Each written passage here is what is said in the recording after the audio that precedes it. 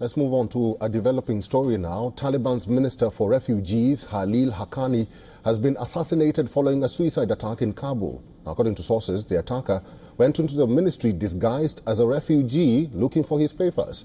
When Khalil returned from the mosque after lunch and passing through the corridor, the bomb was detonated, which triggered a blast. Terror group, the Islamic State, has been blamed for the attack. WION has now accessed the picture of the suicide bomber. This is the moment when he enters the Ministry of Refugee building. He can be seen with a bandaged hand. Khalil Haqqani is the brother of Jalaluddin Haqqani, the founder of the Haqqani network. He is also the uncle of Sirajuddin Haqqani, the Taliban Minister of Interior. Violence has waned in Afghanistan since the Taliban forces took power in 2021, ending their war against the US and NATO-led forces. Now, however, the regional chapter of Islamic State, known as Islamic State Khorasan, is active in Afghanistan and has regularly targeted civilians, foreigners and Taliban officials with gun and bomb attacks. Some sources claim the attack is suspected to be the handiwork of the IS Khorasan. Afghanistan has, in the recent past, come under terror attacks. In September this year, at least 6 people were killed and over a dozen were injured in an explosion that took place in southern Kabul. The Kabul police said a person wearing explosives on his body detonated an IED. In April 2024, 1 person was killed and 3 others were wounded by an explosion in Kabul. ISIS claimed responsibility on its Telegram channel, saying a minibus carrying Hazaras was blown up as it passed through a Taliban checkpoint. Multiple people were killed in March when an ISIS suicide bomber targeted a bank as people were gathering to collect their salaries.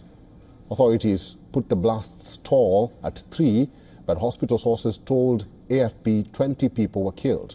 In January this year, a bomb blast ripped through a minibus in Afghanistan's capital Kabul, killing at least 2 civilians and wounding 14 others. The attack occurred in the city's western Dasht-e-Barchi Shiite Muslim neighborhood. Dasht-e-Barchi has experienced persistent deadly militant bombings targeting Shiite mosques, schools and hospitals.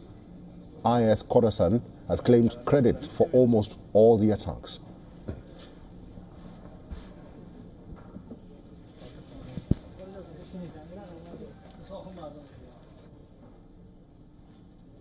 Let's find out what the latest is.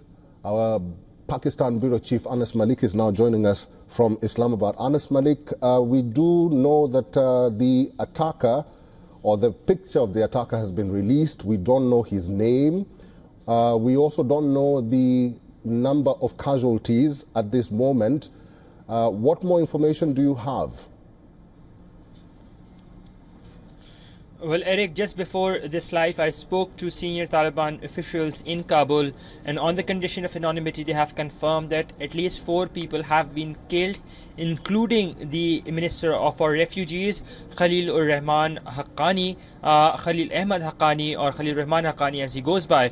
The suicide bomber, the image that you see on your screens, as you can see, he has a sling attached to his right arm, showing or showcasing that he has a broken arm in order to avoid going through the body check or the body scan that is mandatory. That is how he was able to slide in or slip in his explosive laden suicide vest. And as Khalil Ahmad Haqqani, a key figure of the Taliban and a key figure of the Haqqani network himself, was exiting the mosque around the lunch break after the afternoon prayers, that is when the suicide bomber detonated himself, killing Khalil Haqqani, the Minister for Refugees, and 3 others on the spot. The number of injured, it's still unclear. We understand that there is a clampdown on information that is currently that has been a hallmark of the Taliban.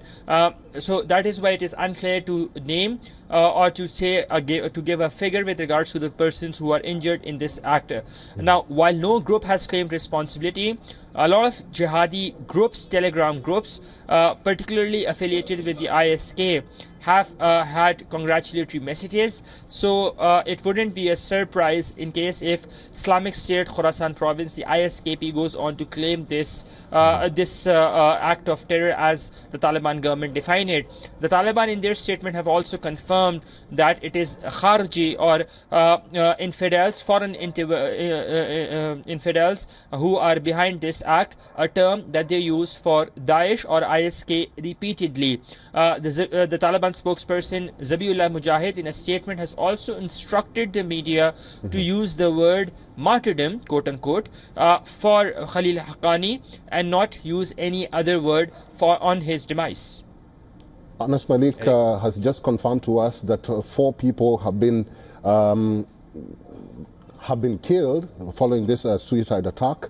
Anas Malik, this attack happened in a ministry, in a ministry office. Has the ministry office been cordoned off, and what measures are the Taliban government taking to ensure that all the other ministries are safeguarded?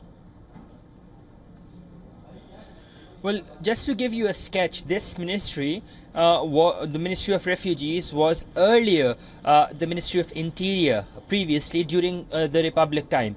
So it is a heavily guarded, a heavily fortified compound, it won't be wrong to say. But given that Khalil Haqqani's responsibility or job was to meet people because he was the Minister of Refugees, therefore this bomber had slipped in without being checked. So the measures of security measures that were already heightened have further been beefed up as well following this attack. Now there are 2 things that remain to be seen. One, how will the Taliban respond to this? Would it be through their proxies?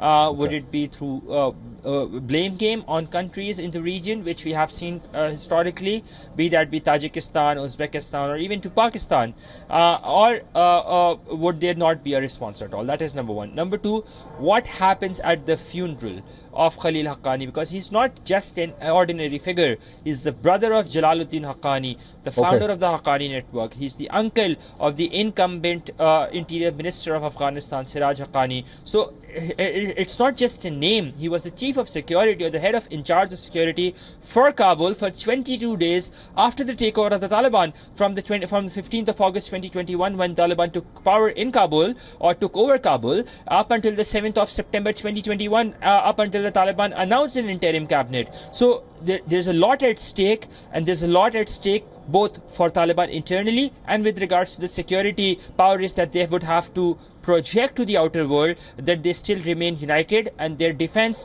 is still as solid as it can be, as and when they decide for a funeral for Khalil Haqqani. All right, we'll have to end it there. Anas Malik, thank you. For all the latest news, download the WION app and subscribe to our YouTube channel.